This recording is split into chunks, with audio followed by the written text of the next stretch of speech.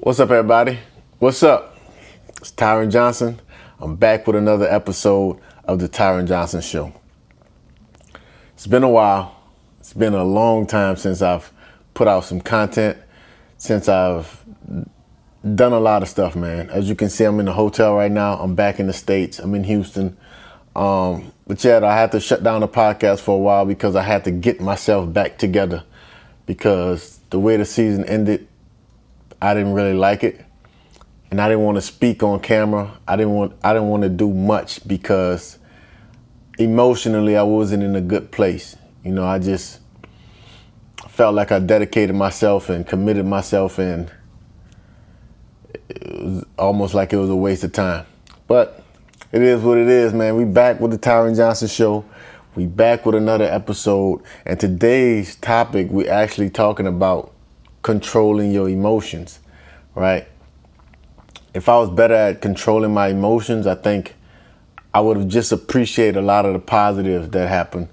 And yeah, man, but I did my best, you know, and I like the way I handled it. And I know a lot of guys struggle with that. So I want to talk about that topic to start this thing off, man, to get right back on track, dropping every Monday again.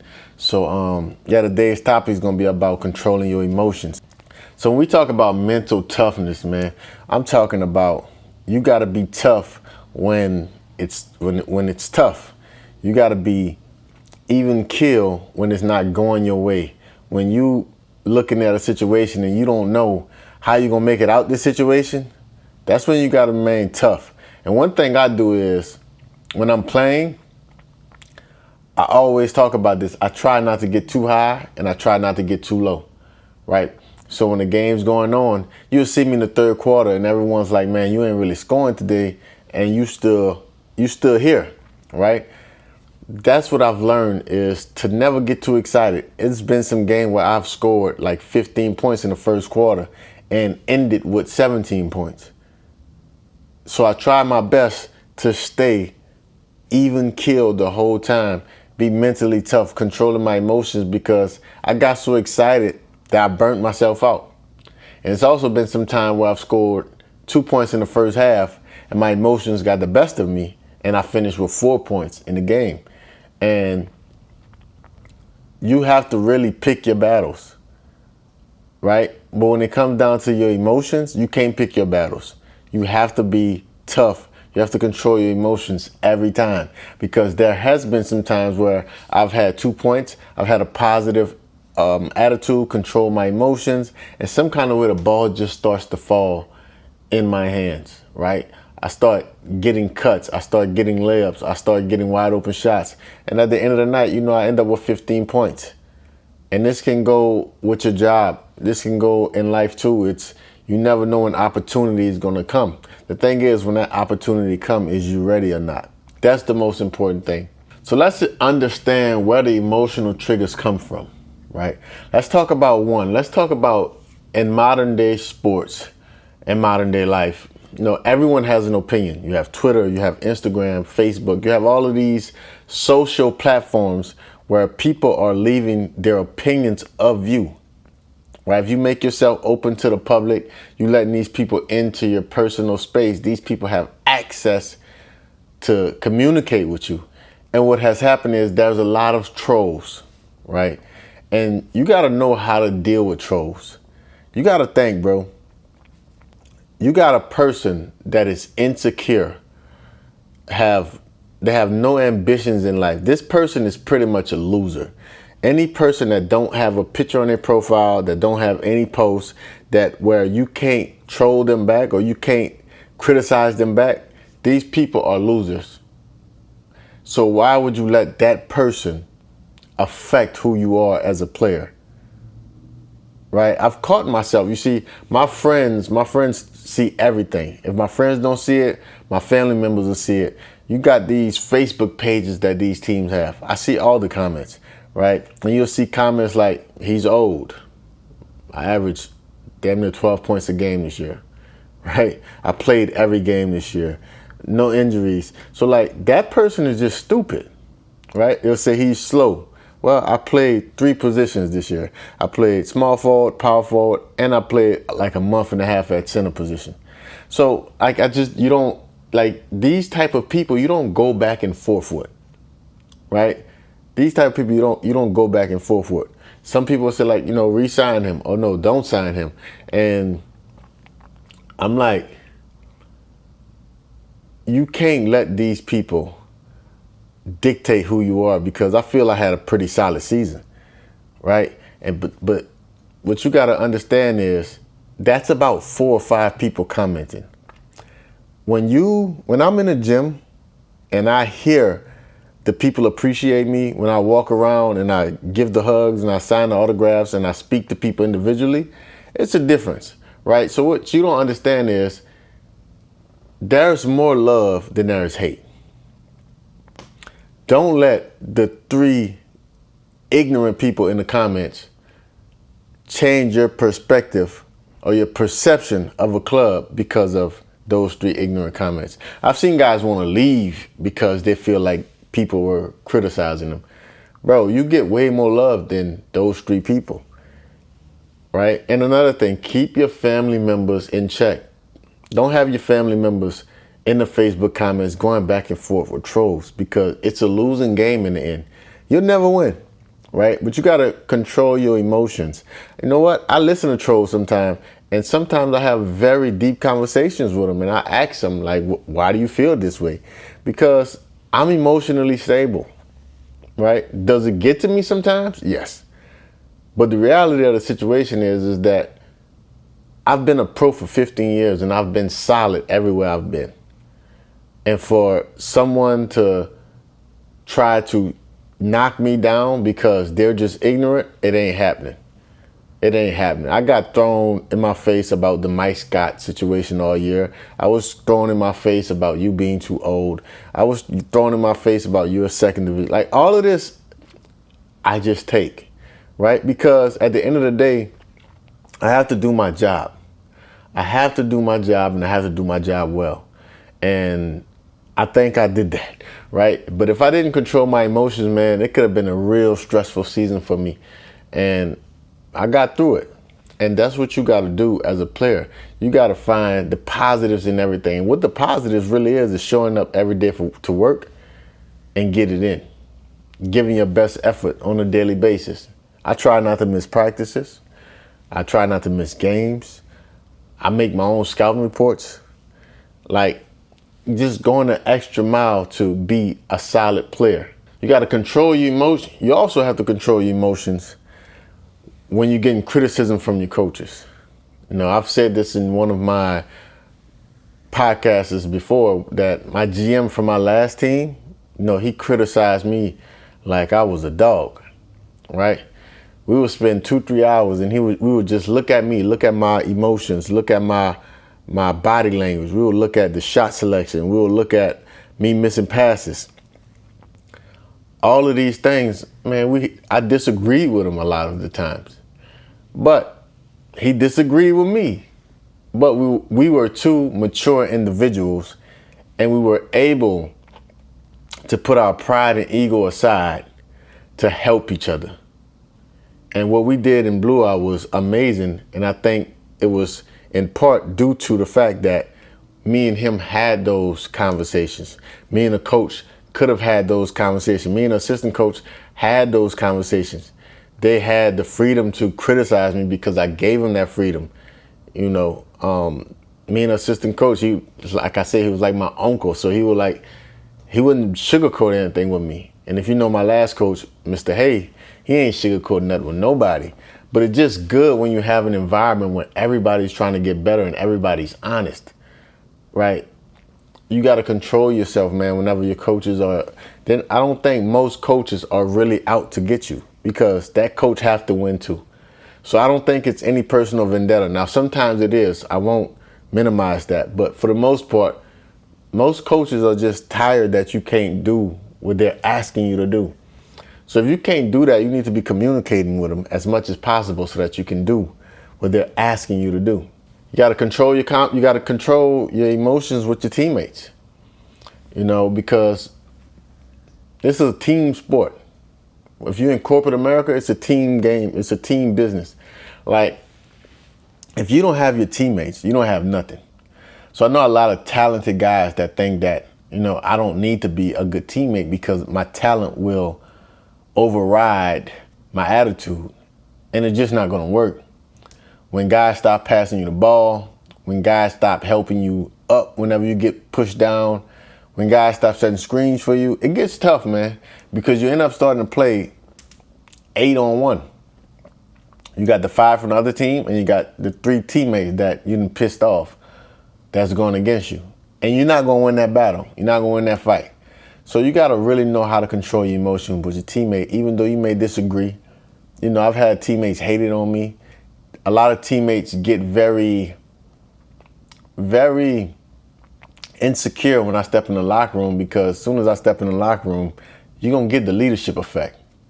And the way I carry myself and the way I go about my day as a pro, it can make you insecure.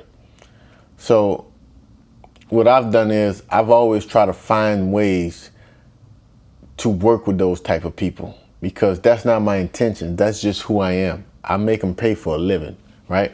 So I don't want my confidence to affect your insecurities. So you got to control that, man. You got to meet them halfway. You got to ask them, speak with them, have conversations with them, like what you feel and why you feel that way. And you guys talk it out like men or like women. And from there, you just go. And eventually it grows. Eventually it grows. By the end of the season, that might be the closest person you would. That person that was once insecure of you. But because you guys talk it out, it made everything better, man. I'll give you guys a story of me in college, right? I was holding in all my emotions all year long. I think it was my junior season. It wasn't my junior season because my senior season, I dominated. But it was my junior season, and I felt like my coach wasn't playing me in the in-state games. Like whenever we played against LSU, UL Monroe, University of New Orleans, whenever we played those games in state and all the players' families was coming, my family didn't really come to games like that, but he didn't play me. And I'm like, I'm just working hard, no expectations, just working hard, earning my scholarship. But all of these emotions are bundled up. I'm a fireball because I know that I'm one of the best players in this conference. And the guys were laughing while we was losing at halftime in New Orleans. And I just kind of went off. And we had one guy on the team that was pretty much babied his entire career. And I just went off on him because he was the most talented one. And he was kind of playing my position. So I just went off on him. And when I came in, the coach came directly to me. And the baby-fied guy was like trying to blame me for everything, right? And the coach just looked at me and said, "What the F is wrong with you?" And when he told me that, every emotion that I had just blew up. And I almost got kicked off the team, according to the rumors, because of that. But the whole time, I was actually protecting the coach, right? I was actually the one who was fighting for him all the time because the team had zero respect for him. I had a lot of respect for him just because, bro, he came and got me from the country and gave me a scholarship to go to school for free and possibly live out my dreams of going to the NBA. So I was very passionate about my coach, and he just went off on me. And I'm just like, how you go off on me and I'm the one that got your back? And I literally said, F you, to my coach. And because I said F you to my coach, he was thinking about letting me go. But it just came out. You never should get to a point to where you're telling your coach, F you, right? Never want to get to that point because it shows that you're emotionally unstable. And I was emotionally unstable. And I'm emotionally unstable many times. That's why I want to talk about this topic, because I've always been a player that's been looked over, or the opportunities just don't come easy for me. So yeah, man, bundling in those emotions made me explode and got me out of character and almost got me kicked off the team. I needed someone to do some very good convincing to keep me on the team because I thought I was pretty much done. So here's some strategies I use for controlling my emotions, right? Number one is I just breathe. When somebody says something or do something that I do not like, I just breathe. And I go into a very stoic position, right? To whereas I try to make myself feel like I'm Alexander the Great. That's why I call myself sometimes the Great Tyren Johnson. You know, it's a joke, but it's me putting on a mask saying, let me be stoic in this situation because I don't like the way this person just approached me. And before I act out, I would like to ask this person for clarity and for understanding. And when you get to that point, things just become better because nobody wants to deal with a hothead. And whenever you can't control your emotions, you're labeled as a hothead, right? So one thing I do is deep breathing. Second thing I do is visualization. I visualize where this could potentially go. This could potentially go to a shouting match. This could potentially go to hands being thrown. This could potentially go to a loss of opportunity. When I say loss of opportunity, you possibly can get cut. You guys can possibly never speak again, and now you guys are struggling during games. The chemistry is messed up. So much could go. So I use visualization. I think about all the things that can possibly happen if I respond in an emotional way. So my thing is, I try my best to be mindful. I try my best to breathe deeply, visualize where this can go, and be mindful of my tone, be mindful of my words, be mindful of the way I speak. Am I speaking in a way that is coming off as aggressive, arrogant, or cocky? Or am I speaking in a way of trying to find understanding? And when you're trying to find understanding, you typically get a better response from the person. But when you come off arrogant and cocky, the person typically bucks at you, and now you guys are going back and forth, and then nothing really happens out of the situation. So that will be my strategies on how you can control your emotions. When I look at guys like Kawhi Leonard, Kobe Bryant, Jaylen Brown, Kyrie Irving, Steph Curry. I look at guys that are the greats, right? If you look at them, their emotions are pretty much solid, right? You look at the James Harden, the Kevin Durant's, the emotions are pretty much solid. We just seen something in the finals with Luka Doncic. Talented player, one of the most gifted players in the league. His emotions got the best of him all year long. Watching Luka play is amazing. Watching Luka play is also a headache. When you see all of the crying to the officials, the crying to the players, the walking back, his head down after he missed shots, or the efforts he gives on defense. I seen when he got the 5th foul or the 6th foul against the Celtics, and he was on the court and he screamed at Jason Kidd, or he screamed toward the bench, challenged the effing call. Like, bro, who are you talking to? Like, if I'm Jason Kidd, it's gonna be tough because who are you talking to? Right? But when you look at great players, their emotions are typically intact. Right? When you look at CEOs, the emotions have to be intact. Make sure that your emotions are always taken care of. So I hope you guys listening to this episode can understand what your emotions are, right? Anger is an emotion. Happiness is an emotion. Frustration is an emotion. Understand what emotions is and understand how to deal with them. I gave you guys some strategies on how to deal with them. I gave you guys on some examples on players that are very mentally tough and that can control their emotions. And just pay attention, man. Pay attention, because your emotions are everything.